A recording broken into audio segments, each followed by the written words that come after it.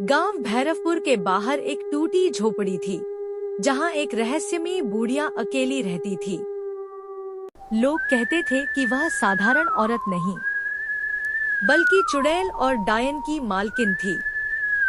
गांव का वीर लड़का राज इन बातों पर विश्वास नहीं करता था। एक दिन उसने दोस्तों से कहा, आज मैं उस झोपड़ी का सच पता लगाऊंगा। डर चाहे जितना हो, मैं पीछे नहीं हटूंगा। आप लोग यहीं रुकिए, मैं वापस आऊंगा। आधी रात होते ही करण हाथ में लालटेन लेकर जंगल की ओर चल पड़ा। जंगल में अजीब आवाजें गूंज रही थी। अचानक उसे पेड़ पर उल्टी लटकी एक औरत दिखाई दी।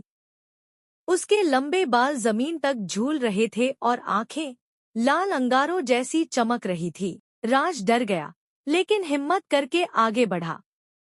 जैसे ही वह झोपड़ी के पास पहुंचा, दरवाजा अपने आप खुल गया। अंदर वही बूढ़िया बैठी थी। वह धीमी आवाज में बोली, तू यहाँ क्यों आया है? करण कांपते हुए बोला, लोग कहते हैं तुम चुड़ैल हो।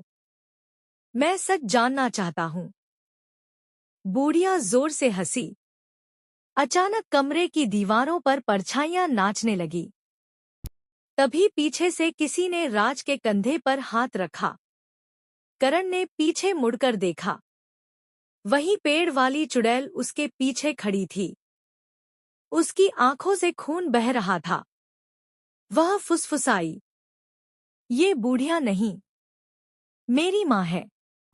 इतना सुनते ही झोपड़ी कांपने लगी। बूढ़िया की शक्ल बदलने लगी। उसका चेहरा जलकर काला हो गया और दांत बाहर निकल आए। वह चीखी, जो भी हमारा सच जानता है, वो कभी जिंदा नहीं जाता। यह सुनते ही भयानक बहेड़िया राक्षस अपनी लाल चमकती आंखों के साथ लड़के की तरफ जोर से कूद पड़ा। अगली सुबह जब गांव वाले उस झोपड़ी तक पहुंचे, तो वहां सिर्फ बुझी हुई लालटेनें पड़ी थी। लेकिन लड़का कहीं दिखाई नहीं दे रहा था। लड़का रहस्यमय तरीके से गायब हो चुका था।